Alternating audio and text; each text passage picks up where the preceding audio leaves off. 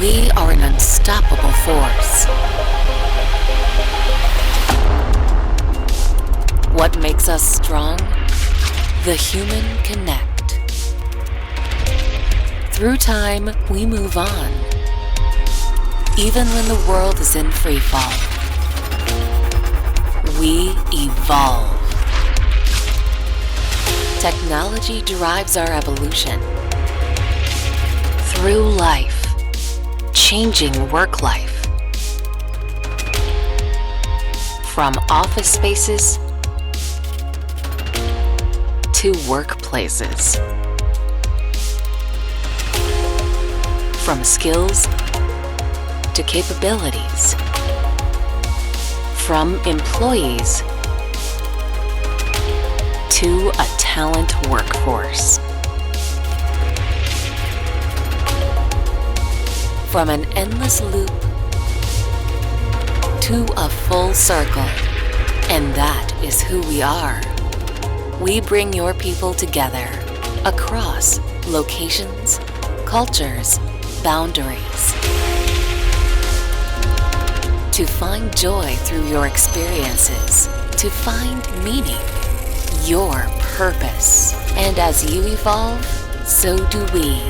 We see the future through your eyes, and we bring it to life now. We are your momentum, your liftoff. We are your evolution. We are people strong. Thank you. Again, if my marketing team is listening, thank you very much for that video. I thought it was a bit too long. Did you guys think it was a bit too long? Yeah, I thought as much. But no, I think, so that's our brief introduction. I want you all to please take a quick poll.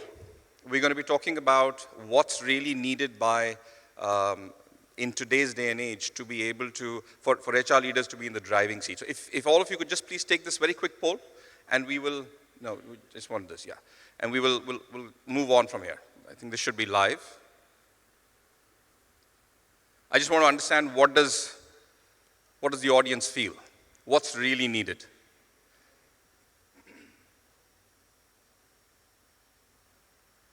Okay, we've got a few votes. We'll just give this a minute. While we're at this, can I just request if somebody could just squeeze this a bit? Okay, we've got this, that's fine.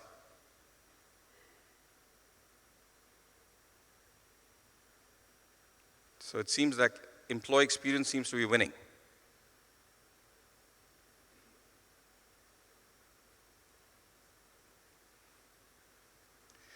Are these, is this what CHROs actually believe, that if you give better employee experience, you'll be in the driving seat? Okay, last 15 seconds, and then we move on from here.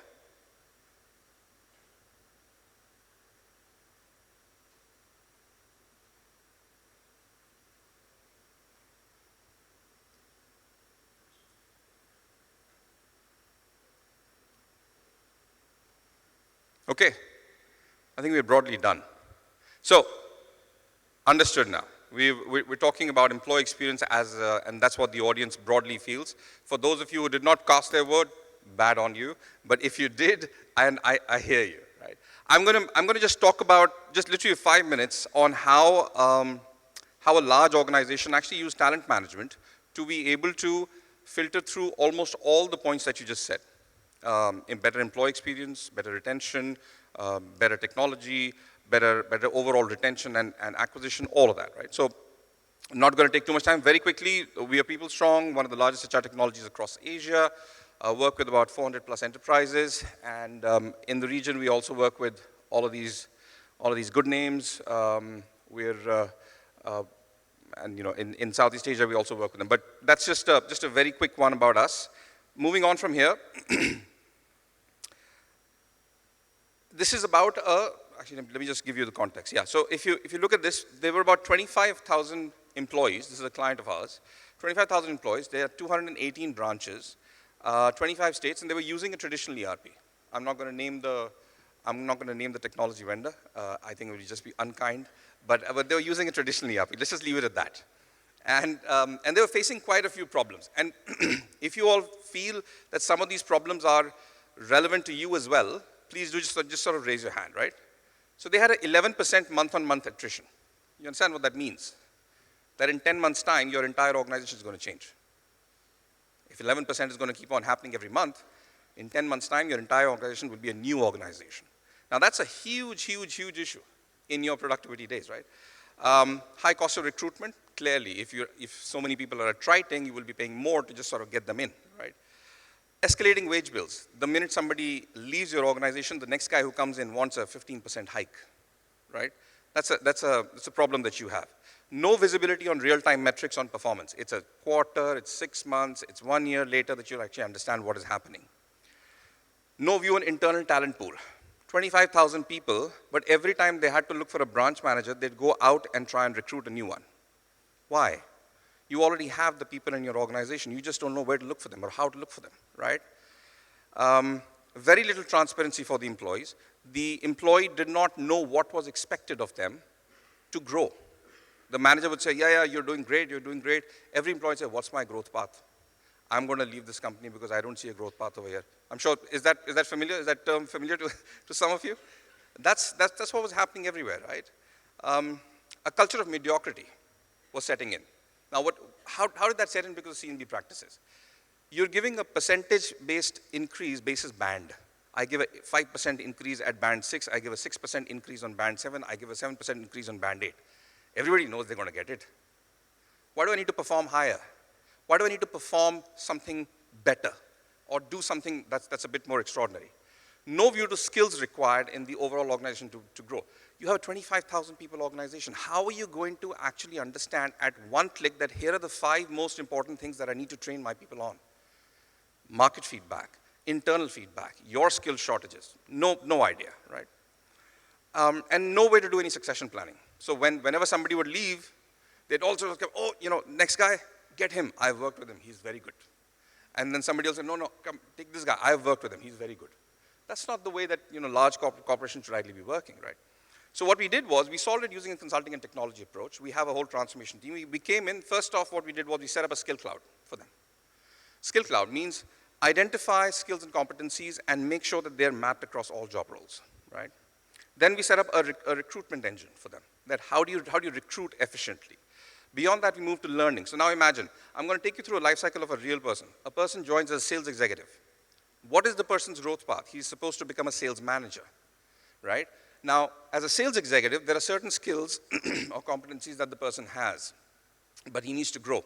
So the learning management system kicks in automatically and says, hey, here's your individual development path because you're weak on these 3 skills, but not on these 2. Which is not a spray and pray approach, it's a personalized approach. Then you actually have a performance system which kicks in. Now, this performance system is important. 25,000 people, to have the HR team go out there and say, do your performance review, fill up your goals, fill up your data, is a nightmare. And we understand that. We understand the feeling. So what we did was we've developed a system which picks up data directly from other system of records. So if there was an insurance agent who was logging in something and that guy belonged to a specific manager, what would happen is that data would flow in directly into my performance management system. And at any time of the day, of the week, of the month, or the year, we would know exactly who's performing and who's not. Without the person ever having to either come and fill it in directly or HR having to go and say, why aren't you filling it in directly, right? You didn't have to do that. Career pathing. We actually gave them multiple career paths saying that, look, this is your linear path, but you can also go here, you can also go here, figure it out, what you want to do. Transparency, engagement. What does the person really want? He wanted this. Succession planning. This came about naturally because now you had all the skills and you knew exactly who could actually do better. And then finally, we linked all of this to compensation. Till now, it was grade-based. Now it became Pareto principle. The top 20% of the performers will actually be rewarded more. And everybody started moving towards more performance, right? And what happened? So over 18 months post-implementation, of course, this data has just come to us, which is why you don't see a name over here. That is in signing and approval. Over 18 months, we actually graded this. Attrition fell to 6%. It was still not 0%. Of course, it never will be, but it fell to 6%. That's a huge, huge jump, right? Savings through the recruitment process started happening. Wage bill reduced on a person-to-person basis. Now you could actually, we plugged in something which allowed you to sort of figure out what's the minimum and the maximum wage that this person should ideally be getting. Performance metrics were available real time. Searchable data of entire talent pool. They could now go and search saying, I want somebody in band this, who's done this, has got these skills, yada, yada, yada. All of that sort of stuff. Transparent requirement and career path for all employees was available. Outcome-driven culture started in performance, right?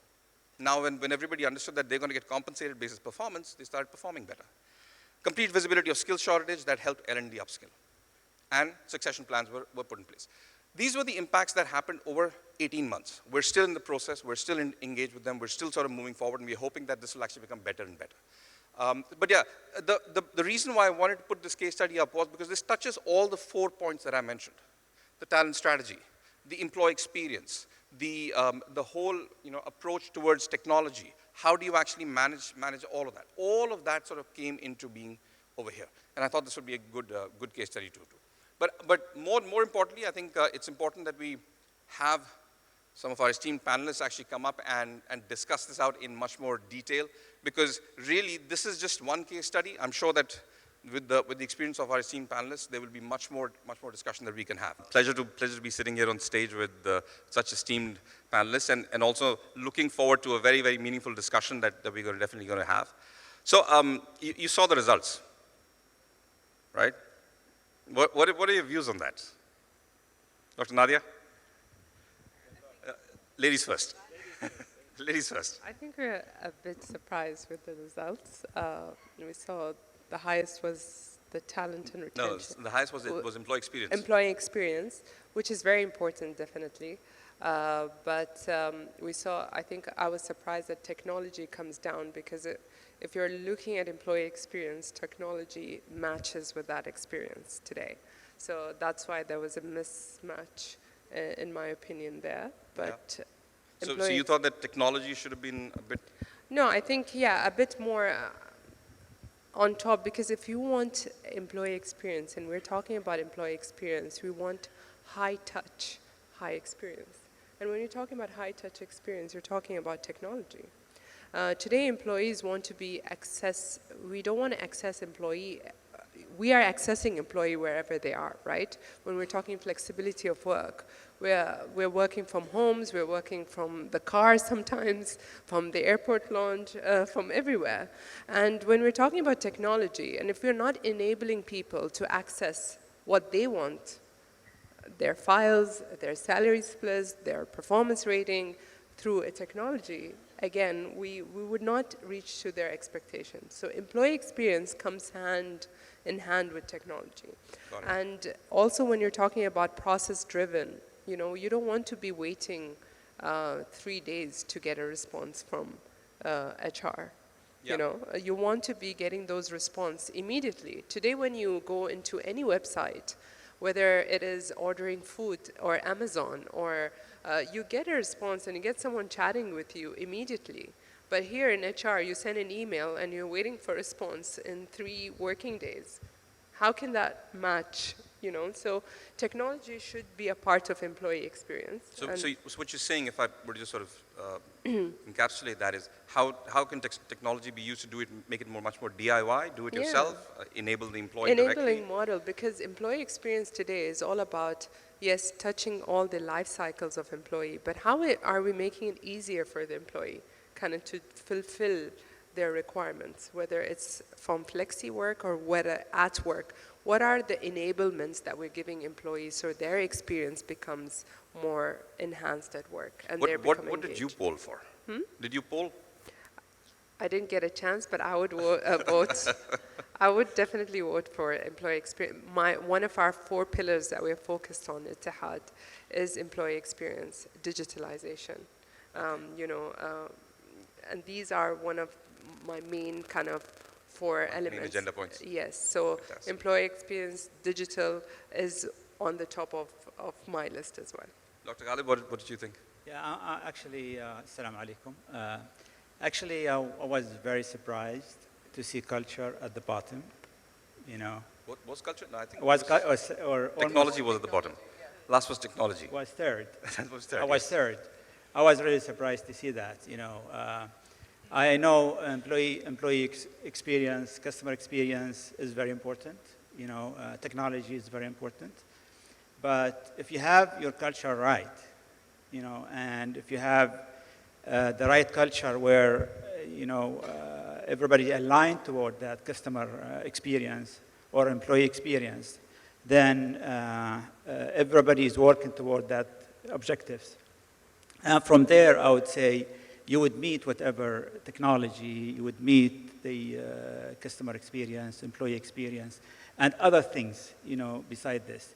If the mindset of your people within the organization is set toward you having a great customer experience, a great employee cycle experience, then you're gonna, achieve what you have desired. Yeah. Oh, that's a fair point. Melissa, what are your thoughts? I'm not surprised, and I think it's very specific to what the organization that you are representing needs at the moment. So for us, my vote was talent management. In hospitality, that's where we're really struggling right now, globally. So for me, that was my top vote, to be honest. It does link to the employee experience, really. So it is part of the full cycle. So yeah, for us, I think it's just very valid right now. Of course, systems are important, the culture is important, but for us, really, the focus now is on talent. Talent. Yeah. So talent strategy and stuff. Ellen, your views? Yeah, so I guess I'm the same as Michelle. We both are in hospitality. So for me, it's about talent, and I guess specifically recruitment, because I think in HR, we run the risk as HR leaders of thinking that who we hire can be done by somebody else, can be delegated, can, God forbid, be outsourced. And for a service industry such as the one that I'm in, it's table stakes for us. And we don't have a culture without the right people. We don't have technology without the right people. We don't have employee engagement. And I think what we have to do, and it is difficult to find people who want to work in hospitality, in particular in this region, in terms of locals. And what we need to do is really make sure that we are getting the right people into the organization and really testing who they are and making sure that people who are not fit for the organization get promoted to another company. Get promoted to another company? Yeah, somebody else can have them. So that's a very good way of putting it, I have to say. So, get promoted to another company. I'm going to use that one. So I think it's all for me about who works for you. Fantastic, fantastic.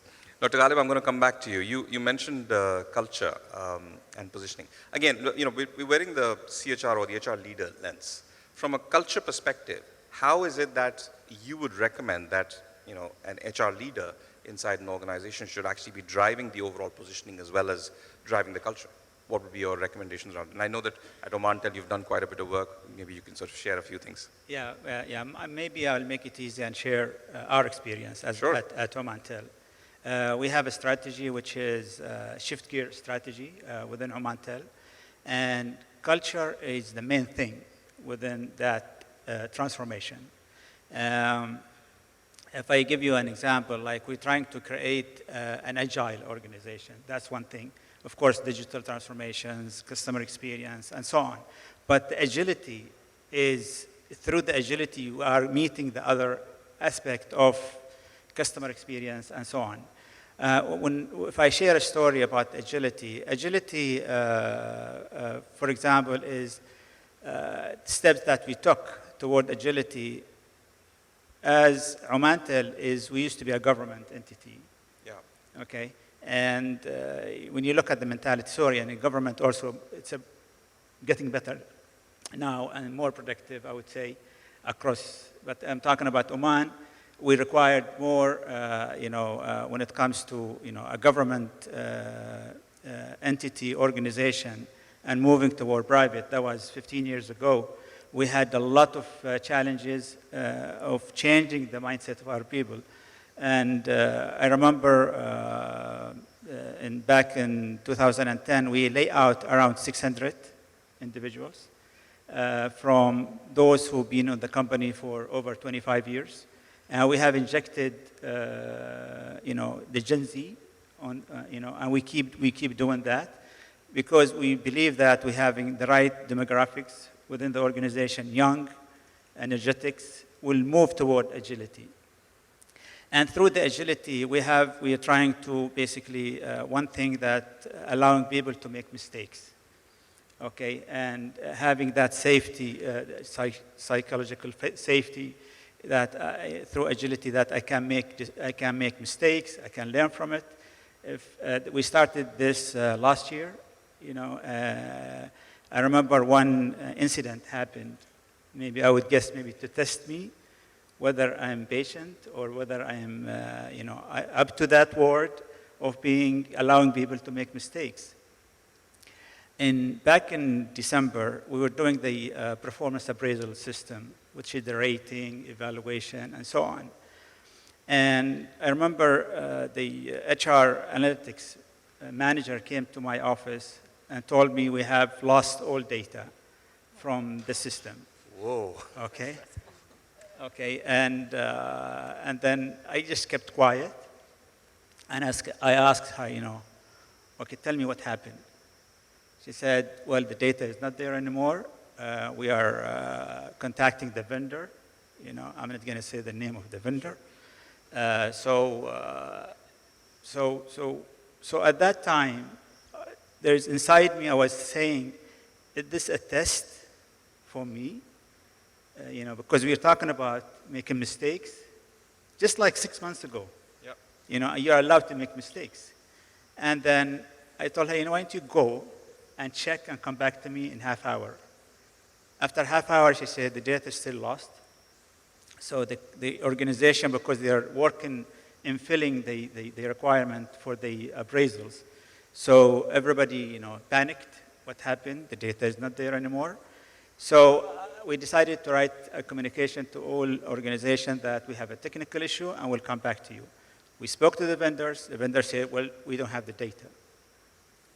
The data which is for 1 year, because you give feedback from January until December. Wow. All that data has gone. Then I asked a question. I want you to go to that individual and ask her what happened and tell her you're safe, nothing to worry about. They went and asked her what happened. She said, I did a transaction, a normal transaction, and this is what happened. I said, no, I want to know in details what happened so we can understand and learn from it. And eventually, the data did not come back from the vendor. They gave it to us an Excel sheet through clouds and so on. Anyway, it's a big issue with us. We allow all employees, managers, to go ahead and redo the evaluation. But when you talk about the whole year data has gone. So that's one thing that we have learned of employees can make mistakes and learn from it as well, even if it's a big mistake. So you need to actually set those culture rules effectively and then be able to follow them, right? But as CHROs, let me ask the panel, do as CHROs, you guys have a culture code that here are the 5 things that we look for in every employee of ours? Yeah, I think all organizations have their purpose, their vision, mission. Through that derives the values, and then we define the culture. And I think a lot of people get it wrong because they use the mission statement or the purpose as a statement, tick box exercise. I've done my mission. When I came into my role in HR and I looked at our purpose in HR, it didn't make sense to me, and it didn't resonate to me. I didn't understand it. I don't know why we use it. And when we did a refresh exercise, we understood that when we did the previous purpose, it was just a tick box exercise. We needed a mission, so everybody came up with a sentence. Did the sentence look right? Some people outsourced it to different companies to do it, but we didn't listen to our people. And that's very important. When we in an organization, when you do a purpose statement and you do a vision and mission, you derive values. These values become your culture. It's about how you do things. It's not about what you do, it's how you do it. And when we come to how we do it, this defines our culture in an organization. How do we want employees to kind of deliver that work? How do we want them to be agile? How do we want them to recognize safety as to be first? And that defines our culture. And a lot of organizations you go into don't have a defined culture because it's not what is written in the walls. It's how people operate. And that's where the focus should be. How are we operating? And what is our kind of key values and behaviors that we're seeking from people to operate? So whether it's with integrity, whether we're talking about safety. So I think that's a piece of work that we always miss. We're just doing tick box exercising, putting big words on the walls. If you get into organizations, they have like our values and the big words. What does that mean? If you ask an employee, but if you ask an employee, what does that mean? They'll be like, what do you mean? The word there. And they'll be like, oh, yeah. Yeah. So, yeah, that's in my opinion. Yeah, in Jumeirah, we spent a lot of time really sort of trying to figure this out a couple of years ago. And what we decided was, instead of writing it, we decided that we would try to capture who already works at Jumeirah. Who are we as an organization? What sort of traits or values are we displaying? And so we came up with 4, which was generosity, diversity, we're a very diverse organization, uncompromising spirit, and flair, which is around innovation. And so we spent a lot of time sort of rolling that out. We have now what we call Spirit Week. So every year we have a week where we celebrate our employees for an entire week. We put billboards up around the city. And they're easy enough words for people to remember.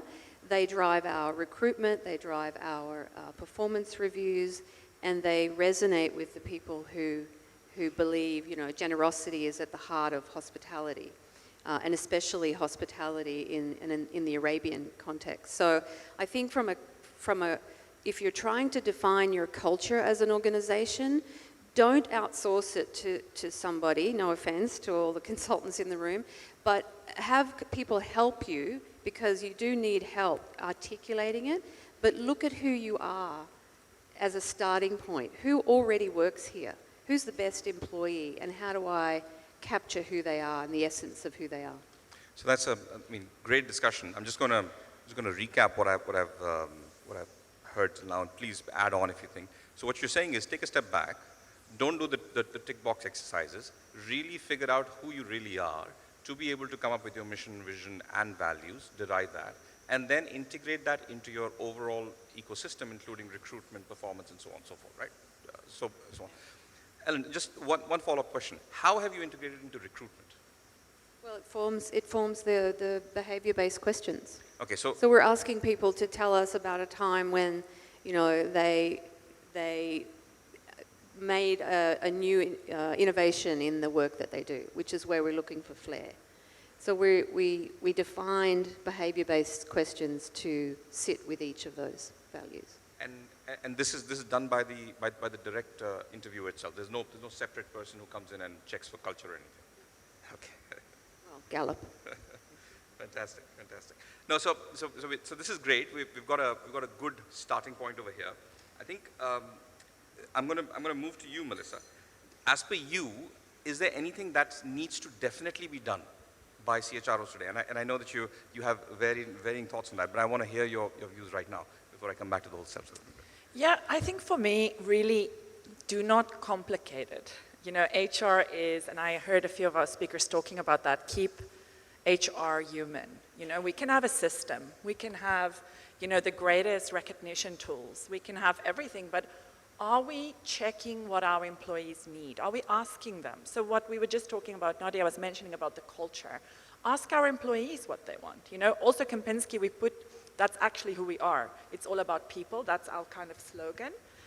So we tell our employees stories. So I think just be human. Ask them what they need, whether that's through engagement. That's for us a very core strategy pillar is actually engagement. Now, of course, we use our engagement partner, which is Ghalib. But that's what we focus on, engagement, because that has a direct correlation to business results, quality, especially in hospitality, Alan and I, quality is very important because it brings our guests back, right? And our employees, who are the ones that's dealing with those guests, need to be engaged, right? Because that's really what it's about. So that's our core. And I think really for me as an HR, and if you ask any of my HR leaders in the company, I always challenge status quo. So I always want them to do the same. So you might have an employee experience cycle, you might have a talent strategy, you might have, but it cannot stay the same, And I think also one of my colleagues mentioned about being agile. We have to constantly reinvent what we do. Otherwise, we're going to stay behind. So for me, I challenge HR. I'm always about, okay, that was great. 2022 was really a great year. What are you going to do differently in 2023? Developing ourselves as HR leaders, we have to stay ahead of the game because otherwise we fall behind of our competitors. And we have a competitor on stage today, so. But I think also share with your colleagues, like, what are you doing? What are you, from today, what are you taking away? What are you going to implement when you go back to work? Really making it a learning environment, not just for yourself, but also for your team. Are you going to go now and share what you learned today to your HR team and say, I've learned this, how are we going to apply it? What's our strategy for 2023? And we are really in the ideal time to do that. So it's actually, for me, very simple. Don't overcomplicate it. It's about people. Ask them what they need, and they will tell you. And you will really create a culture, and I remember this in 2020 when COVID just hit. Our leader at the time was like, no, we can't do the engagement survey. We're going to get terrible results. And I was like, but that's why we have to do it. We want feedback. And we got the best results, actually. It was a pulse survey. We didn't do the full-fledged survey. But because we asked them to give their opinion, people just want to be heard, right? And then, of course, if the survey is not good, take that feedback on. I think feedback is so important. When I was running a startup of mine, we came up with this was nowhere in comparison to your large organization. It was a small company, about 150 people. An employee over there came up and said, we need to have a crib day.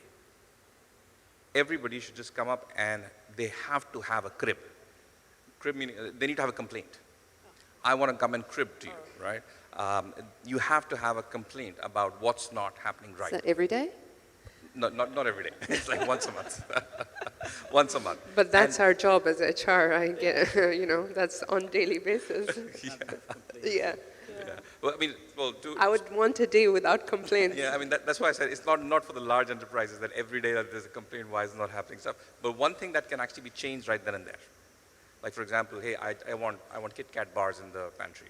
Whatever. It's a small thing. And you can actually do that. I think for smaller companies that actually works quite well. So I think it's not a complaint, sorry. It's not a complaint, it's an opportunity, right? It's an opportunity. Because I think that's what we also have to do is this shift from why are my employees complaining? We are asking them to give us, it's a gift, right? And this is very cliche because we all hear this as HRs and training is like complaint is a gift. We teach that to our employees who delivers customer services. A complaint is a gift, but it really is that, right? We use that to our advantage. Sorry, I think I just wanted to add to what is required for future CHROs. And I think one is to be, and I iterate with Melissa, human-centric. In the past, HR was focused on making sure that process-driven HR. There were a certain type of people would come to work. So we come at 9, we click 8, we click the box, we drink coffee, we do a certain type of stuff, we leave. Today, that is not what it is. Today, we have a diverse work of people coming in. We have young people, we have Gen Zs, we have different type of diverse group coming into work. The requirements of work has changed. Technology has been a part of that as well. Technology changes, agility, making sure that we're moving very quickly in such a world. So we are forgetting about process-driven. A lot of people initially, HR was so much focused on HR operations. We had so many people in HR operations, less people in talent, less people everywhere else. But now there has to be a shift because it's not process that we want. It's about how we're going to go back and become human-centric. And how are we going to kind of do flexibility of work, manage technology, and manage a diverse work of different working styles in a same organization. So it is more requirement for CHROs to become more human-centric than process-driven, very much. And while we're doing the human-centric approach, it's not about one set fits all. Before we had policies that fit everybody, like everybody, you're a part of this policy. But today it's more about making sure that our policy actually fits different people's requirements because it's not the same. So we have to be innovative. We have to be changing with the world. We can't say, you know, technology is not me. Technology has to be you because that's the future. So CHRO kind of build the organization. Today, CHROs are different as well because they are a supporter for the CEO. And a lot of people wouldn't see CHROs as future successors. But today, many organizations choose CHROs to become CEOs. And it was not, in the past, it's like, why are you a CHRO? Why would you be a CEO? Because CHROs today play an advisory role to the CEO. They have to advise the CEO on the structure. It's not about, can you go and do the job? It's no, I want to be involved in the conversation about how can we create a culture, the right set of talent that we need for the organization, the right structure that will allow the CEO to be successful. So we have a very different role. We have an independent role to the CEO as well, because we need to make sure the CEO is doing the right job, by the way. Wow, now that's a statement. Yeah. I think having a seat at the table, right? I agree with you. A business partner, but actually being part of those discussions, which is not new. I mean, we all know this, right? But you have to also have that credible sense of getting that power almost to have that seat at the table. Yeah, just to add on to Dr. and Melissa, actually there's two things as CHROs you need to do. First one is your team, which is the HR team. Changing the mindset and the mentality of HR team, of understanding the business more, I would say, and understanding the requirements, being there on the business, so that they can support, using the data analytics, on supporting the business as well. Helping the organization, in different ways, like leadership alignment, for example. That's a job of HR, nowadays. They need to drive this organization through that team. Another area, which is the CHROs themselves. How do I position myself within the organizations? What step do I need to take? Being on the table of decision makers, that's number one. You need to impact the organization. You need to look at, how can I contribute on the growth of the organizations, whether it's sales, customer experience, growth, revenues. How can I contribute on that? And I would believe that this is the way we position ourselves. We need to push ourselves out there. If you don't, if nobody invites you, invite yourself. And this is what I do usually within Omantel. They usually try to push you because you're HR. And as doctor said, the way they look at you, you only support. You are not only support, you contribute on the organization. And what we've done, as Omantel, we have changed even the rating of the performance for the CXOs. Like for me, as an HR head, is basically, I carry 40% of the weight that an organization performance. If the organization is not doing well, then I'll be hurt. If the organization is doing well, then I'll be, compensated toward that. Yeah.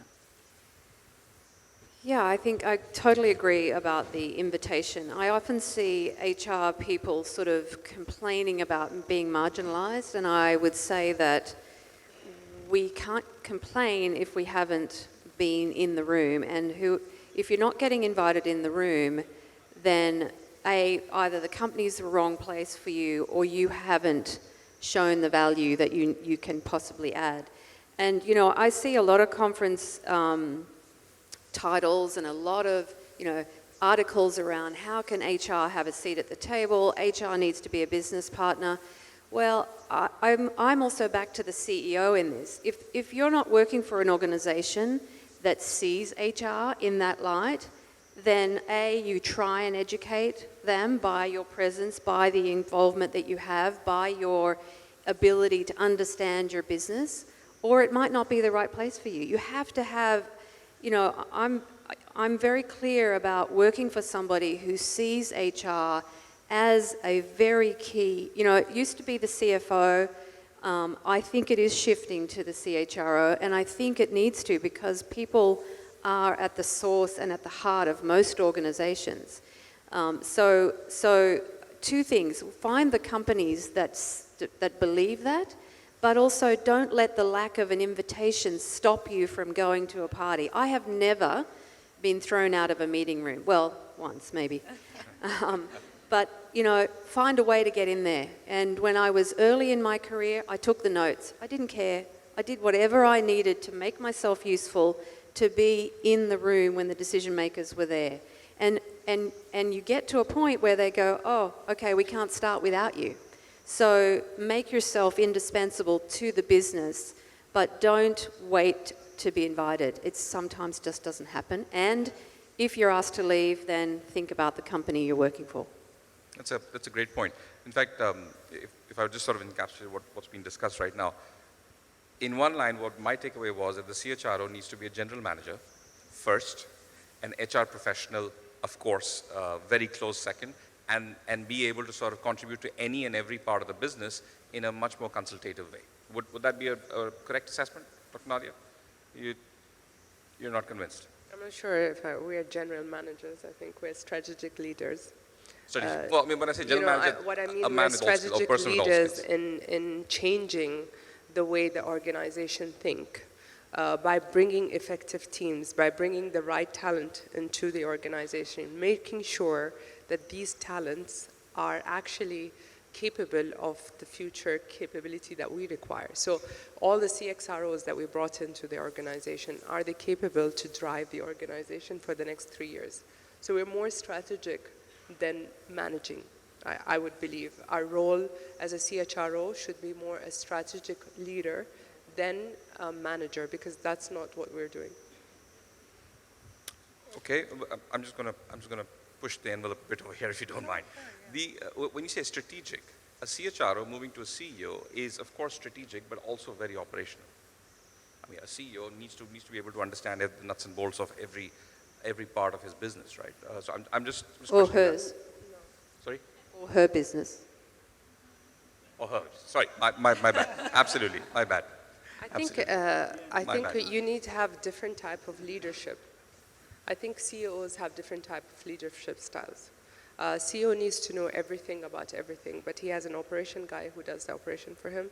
He has the CHRO who does human resources and whatever required for him. He has the finance guy who does finance for him.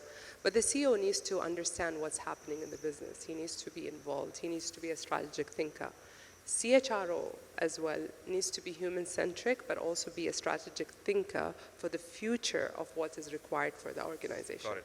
So in my opinion, is like if the organization in the next 3 years is becoming high-tech digital organization, you cannot have capabilities that are book smart, who have PhDs, but they don't have high technology, analytic skills, that type of savvy.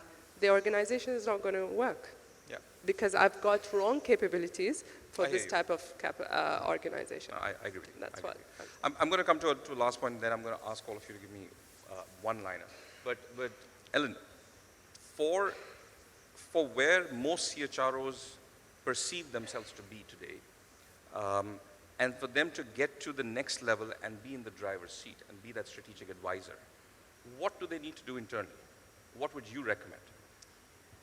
Well, I think internally they have to have courage, a lot of it, because being the head of HR is not always, the happiest place to be. You have to make difficult decisions, so you have to be courageous, and you have to be able to stand your ground. But the other thing that I think we need to do in HR is understand, and it's a little bit back to Dr. Nadia's point about technology, but it's to understand the data that your organization is giving you and be able to interpret it. So be able to take information, you know, I always say, my mother used to say, nobody ever ruins a good story by telling the truth.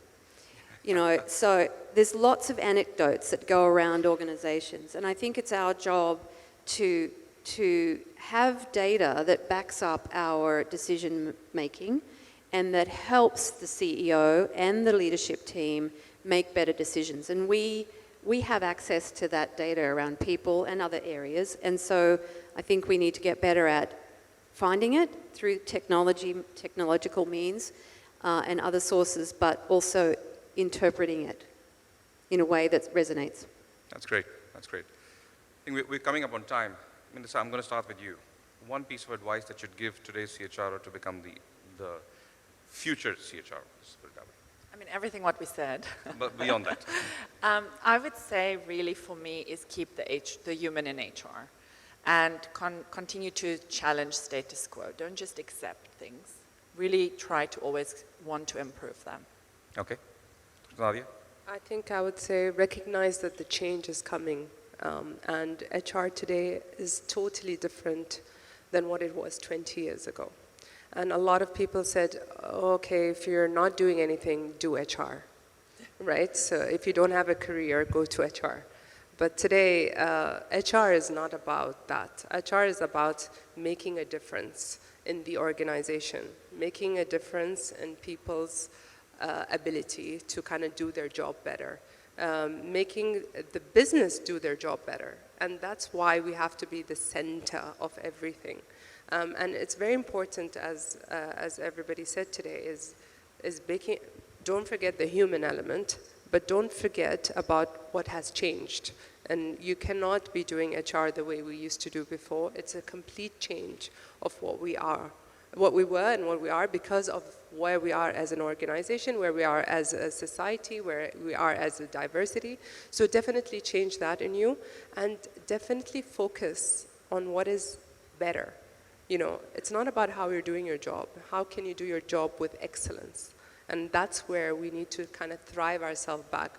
We're doing the job good, but how can we do it with excellence? And when we think about that, we bring innovation, we bring change. And that's what we need in this HR world, is to bring change to enable the business to grow to what they are today. So when a business is successful, it's actually because of HR, not because of the CFO bringing the revenue. It's because we brought the right talent, we gave the enablement for the organization to achieve. And that's how you have to look at the equation, totally different way. Thanks, Dr. Thank you. I want Dr. Ghalib and also do that, and I'm going to ask for another round of applause after that, very quickly. Yeah. I'm not going to repeat what's being said. Just be involve yourself, be engaged, I would say, and have an impact on the organization. And just keep learning and updating yourself. Now, my learnings is I'm going to work with you. You know. That's good. So there's a lot of learnings that we need to do through conferences, through the networks that we have here. And I think the way we're going to improve yourself, just keep learnings. Sure. Helen, any final words from you? I would just say take some risks and, you know, back to the point, you know, you're going to make some mistakes, but if you don't try, you'll never push yourself to learn something new. Fantastic. Well, all the best to all of you, and do become the strategic consultants, strategic leaders that you know our world today needs. Thank you very much to the audience as well as to the panel. Thank you so much.